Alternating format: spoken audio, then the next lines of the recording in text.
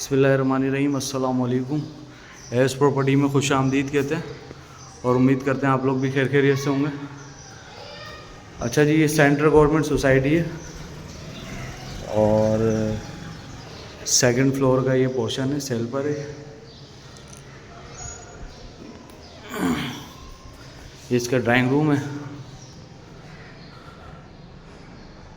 Open drawing room है ये, और ये इसका लॉन्च है।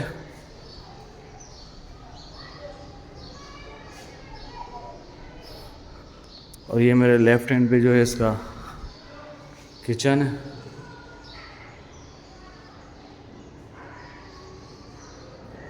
ये इसका फर्स्ट रूम है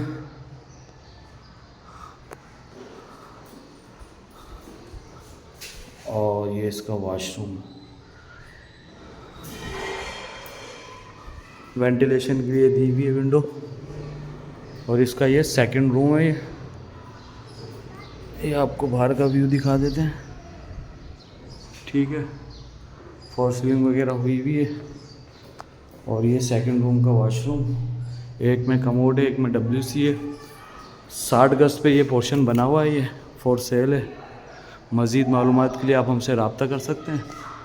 अपना ढेर सारा ख्याल रखें। अल्लाह हाफिज़।